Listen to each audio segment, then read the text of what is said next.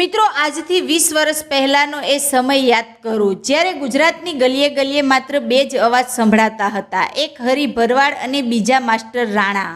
હરિ ભરવાડ વિશે તો આજે પણ લોકો જાણે છે, પણ માસ્ટર રાણા ક્યાં ગયા? શું ખરેખર તેમની હત્યા થઈ હતી? શું તે અફવા પાછળ કોઈ મોટું કાવતરું હતું કે પછી રાતોરાત ગાયબ થઈ ગયા? વર્ષોથી ચાલતી આવતી આ અફવાઓનું આજે આપણે પોસ્ટમોર્ટમ કરીશું. આજના વિડીયોમાં હું તમને જણાવીશ માસ્ટર રાણા ઉર્ફે અલ્પેશ રાણાના જીવનનું એ સત્ય જે કદાચ તમે આખા યુટ્યુબમાં ક્યાંય નહીં સાંભળ્યું હોય. વિડીયો અંત સુધી જોજો, કારણ કે આજે એક કલાકારના સંઘર્ષની એવી વાત બહાર આવવાની છે જે તમારી આંખો ભીની કરી દેશે. વડોદરાનું એ નાનકડું ગામ અને બાળપણની કરુણતા. મિત્રો, માસ્ટર રાણાનું સાચું નામ અલ્પેશ રાણા છે. તેમનું વતન એટલે વડોદરા પાસે આવેલું છાણી ગામ. એક સામાન્ય મધ્યવર્ગીય પરિવાર જ્યાં પિતા નાની એવી દુકાન ચલાવીને ઘરનું ગુજરાન ચલાવતા. પણ અલ્પેશના જીવનમાં માત્ર 4 વર્ષની ઉંમરે એક એવો વળાંક આવ્યો જેની કોઈએ કલ્પના નહોતી કરી. તેમની માતા ગૃહિણી હોવાની સાથે રસોઈ કામમાં પણ મદદ કરતા. એકવાર 20,000 લોકોના ભંડારામાં લાડુ બનાવવાનું કામ હતું. ખેતીના થ્રેસર મશીનમાં મુઠિયા કરસ કરતી વખતે એક નાનકડી ભૂલ અને માતાના વાળ મશીનમાં ફસાઈ ગયા. નજરે જોનારા આજે પણ કંપી ઉઠે છે. અલ્પેશની માતાનું ત્યાં જ કરુણ મૃત્યુ થયું. પિતાએ જ માતા અને પિતાના બંને બનીને નાનકડા બાળકને ઉછર્યો. ભજનની દુનિયામાં એન્ટ્રી અને ભાગ્યનું પરિવર્તન. મિત્રો, કહેવાય છે ને કે કુદરત જ્યારે એક રસ્તો બંધ કરે ત્યારે બીજો રસ્તો ખોલી આપે છે. માત્ર 5 વર્ષની ઉંમરે અલ્પેશે ભજન ગાવાનું શરૂ કર્યું. પિતા તેમને મંડળીઓમાં લઈ જતા. ટર્નિંગ પોઈન્ટ ત્યારે આવ્યો જ્યારે તેઓ જાણીતા કલાકાર કમલેશ બારોટના મામા જયેશ બારોટના પ્રોગ્રામમાં ગયા. પિતાની વિનંતી પર જયેશભાઈએ આ બાળકને માઇક આપ્યું અને આખું મેદાન ડોલી ઉઠ્યું. આ અવાજની જાદુગરી સુર મંદિર કેસેટ કંપનીના માલિક જનકભાઈ પટેલ અને મંગલભાઈ રાઠોડ સુધી પહોંચી.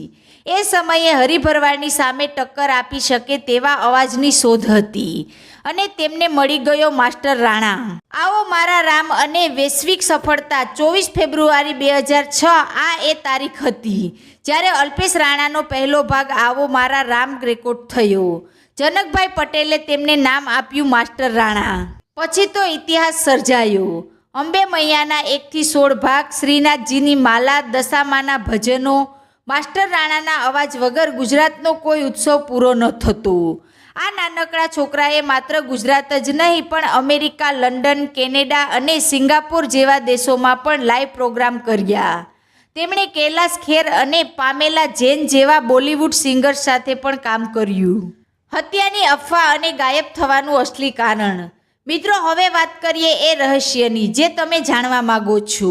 જ્યારે માસ્ટર રાણા કરિયરના ટોચ પર હતા ત્યારે અચાનક અફવા ઉડી કે તેમની હત્યા થઈ ગઈ છે. સોશિયલ મીડિયા નહોતું એટલે વાત વહેતી ગઈ કે માસ્ટર રાણા હવે આ દુનિયામાં નથી. પણ મિત્રો, સત્ય કંઈક અલગ જ છે. માસ્ટર રાણા આજે પણ હયાત છે અને સુરક્ષિત છે.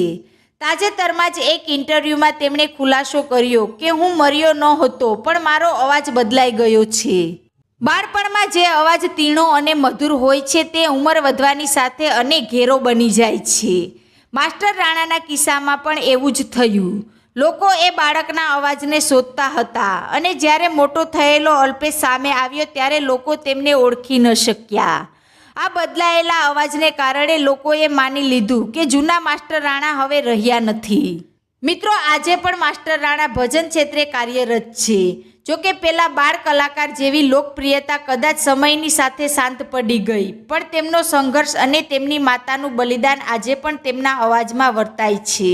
મિત્રો, માસ્ટર રાણાનું કયું ભજન તમને આજે પણ રડાવી દે છે અથવા યાદ આવે છે?